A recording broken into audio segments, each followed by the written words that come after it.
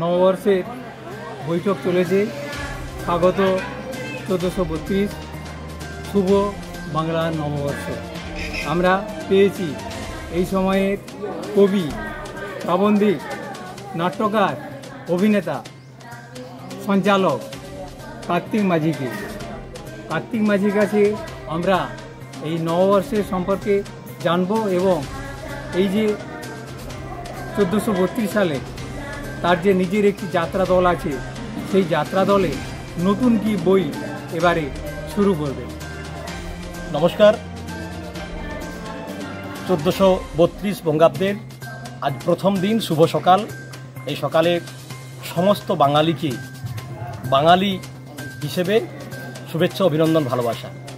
আমরা যেখানটায় দাঁড়িয়ে আছি আজকে চিত্রশিল্পী প্রসেনজিৎ বাবুর আর্ট গ্যালারি। আমাদের আজকের যে এখানে অনুষ্ঠান চলছে, বর্ষবরণ অনুষ্ঠান, এই অনুষ্ঠানটি আসলে ব্রাহ্মণ প্রসাদ সাহিত্য সংস্কৃতি পরিষদের আয়োজনে। তো অনুষ্ঠানটা ব্রাহ্মণ প্রসাদ প্রাথমিক বিদ্যালয়ে প্রতি বছর হয়ে থাকে। এবার টালিবাটা হচ্ছে, আমি ওদের সম্পাদক মণ্ডলীর সদস্যও বটে। নতুন বছর আমাদের কাছে, বাংলা নতুন বছর আমার কাছে অন্তত স্পেশাল, কারণ আমি বাংলার ছাত্র, বাংলা ভাষা বিষয়ক শিক্ষক, ছাত্রদের বাংলা পড়াই, বাংলা বানান শেখাই। আমার বানানটা নিয়ে খুব সবসময় চেষ্টা করি ছাত্রদের শুদ্ধ বানান, শুদ্ধ বাক্য গঠনের। এখনকার দিনে ছাত্রছাত্রীরা ইংরেজি অনুকরণে, পাশ্চাত্য অনুকরণে বাংলা ভাষাকে, বাঙালি ছাত্ররাও বাংলা ভাষাকে অতখানি আদর দিয়ে যত্ন নিয়ে পড়াশোনা করে না, ভালোবাসে না। আমি চেষ্টা করি ওদের বাংলা বানানগুলো শুদ্ধভাবে শিখিয়ে দিতে। আর নতুন বর্ষে চেষ্টা করব যারা বাঙালি তারা ভালো সংস্কৃতিতে, শুভ বোধে এগিয়ে চলুক। সামাজিক পরিস্থিতি অত্যন্ত জটিল, যদিও তবু সেই জটিল অন্ধকার থেকে আমাদের এগোতেই হবে এবং সেই আত্মপ্রত্যয় নিয়ে আজকে সবাইকে নববর্ষের শুভেচ্ছা জানাচ্ছি। আপনার যে যাত্রা দল আছে, সেই যাত্রা দলের নাম কি? দেব সেনাপতি অপেরা। আমার 2003 সালে আমি যখন প্রথম যাত্রাপালা রচনা শুরু করি, সেই সময় আমারই প্রতিষ্ঠিত দল দেব সেনাপতি নাট্যগোষ্ঠী ছিল। পরবর্তীকালে বাণিজ্যিক কারণে নাট্যগোষ্ঠী শব্দটা কেটে অপেরা দিয়েছি, অ্যাকচুয়ালি নাট্যগোষ্ঠী। এবারে কি যাত্রাপালা করছেন? আমাদের এবারে নতুন বছরে আমাদের যাত্রাপালা শুরু হবে, এখন রিহার্সাল শুরু হয়নি। আমরা বিশ্বকর্মা পূজা থেকে শুরু করবো পালা। তো সংসার সীমান্তে সর্বনাশী শয়তান, এই যাত্রাপালাটি রিসেন্ট কলকাতার লালমাটি প্রকাশনী থেকে প্রকাশিত হয়েছে। ওই নতুন পালাটি দিয়েই আমরা এই বছরের যাত্রাপালা শুরু করব। আচ্ছা, আপনি তো যাত্রাতে খুব সুন্দর গান করেন। তো আমাদের এই বৈঠকে, নববর্ষের এই বৈঠকে আপনি যদি 2-4 কলি আমাদের গান গেয়ে শোনান, আমরা খুব আনন্দিত হব।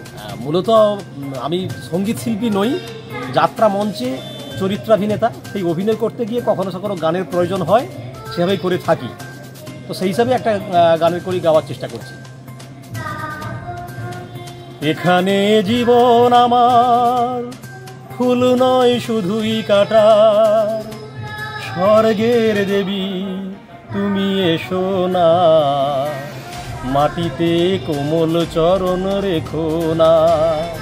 এখানে জীবন আমার ফুল নয় শুধুই কাটার, স্বর্গের দেবী তুমি এসো না, মাটিতে কোমল চরণ রেখো না। ক্ষতি কি তোমার বলো এই অনুরোধ মানলে, পারবে কি বাঁচতে ভালো আমাকে জানলে, আমাকে তেমন করে জানলে।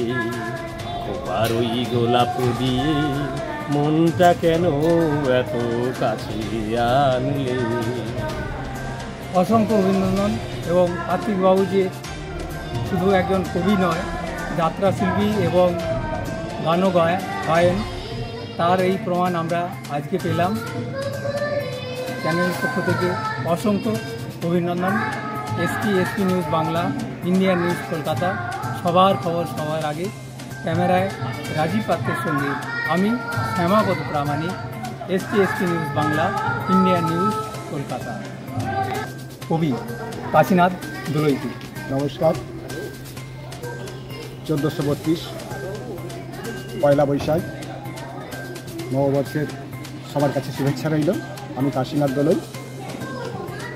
দোয়েল কোয়েল পারিজাতে ডাকে, দক্ষিণা বাতাসে সাধা। 1432 পয়লা বৈশাখী হৃদয়ে বিনাকি, এক সুরে বলতে পারি। নববর্ষ সম্পর্কে কিছু কথা শুনে নেব এই সময়ের অন্যতম কবি ইতি মণ্ডলের কাছে। আপনি বাংলা নববর্ষ কীভাবে পালন করেন? প্রথমেই প্রত্যেককে জানাই আমার নববর্ষের শুভেচ্ছা। নববর্ষ আগে যেভাবে হইহুল্লোড় করে পালন করা হতো, ছোটোবেলায় বাবার হাত ধরে নানা দোকানে দোকানে যেতাম, কিন্তু এখন ততটা ঠিক মানে পালন হয় না। সময়ের সঙ্গে অনেক কিছু সময়ের সঙ্গে পরিবর্তন হয়েছে। মানুষ এখন একটু পাশ্চাত্য সংস্কৃতির দিকে এগিয়ে। সকলকে শোনান। আমি একটি ছোট্ট বার্তা দিচ্ছি। তো নতুনেরে আপন করে ধরিয়ে দিয়ে ঘরে ঘরে বাঁচিয়ে রাখি বর্ষে বর্ষে বাংলা মাকে মনের বর্ষে। কালীবাটায় আমাদের চলেছে নববর্ষের বৈঠক। এই বৈঠকে আমরা এসপি নিউজ বাংলা চ্যানেলের মাধ্যমে বৈঠক করছি।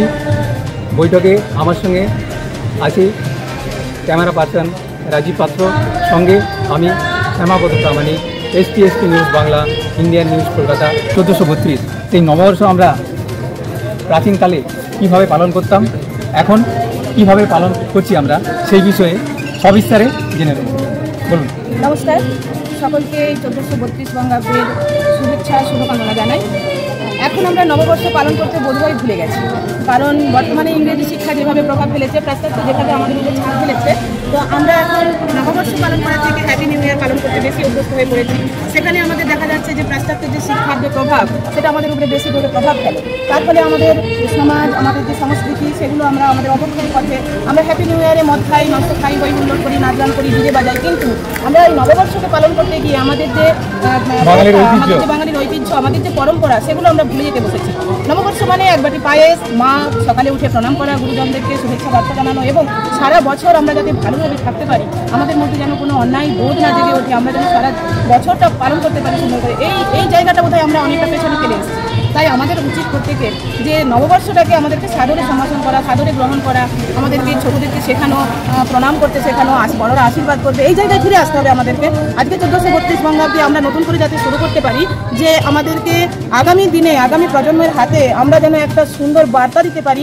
আজকের যে উশৃঙ্খলতা, সেটা যেন নির্মল হয়, নিরূপণ হয়, আর সেটা চিনি না সেই উৎসব। ভাতার জায়গায় বিরিয়ানি, আশীর্বাদের জায়গায় স্পিকার, পরম্পরার জায়গায় পার্টি প্ল্যানার। নববর্ষের বুক ফটফট করে, জানালার পাশে দাঁড়িয়ে বাঁচতে চায়। তবু তুমি পরম্পরার নামে বাঙালিকে জাগাও, ভাঙো আত্মবিচ্ছিন্নতার দেয়াল, ফিরিয়ে দাও গৃহের গন্ধ, সম্পর্কের দীপ্তি, আর এক বাটি গুড়ের পায়েসে দেখা হোক ভালোবাসা। নববর্ষ বৈঠকে কবিতা পাঠ করার জন্য আমাদের চ্যানেলের পক্ষ থেকে দুই কবিকে, ইতি মণ্ডল এবং কবি মল্লিকা দাস, উভয়কে প্রীতি, শুভেচ্ছা ও অভিনন্দন। ক্যামেরায় রাজীব পাত্রের সঙ্গে আমি Shyamapada Pramanik, SP news Bangla, Indian news Kolkata.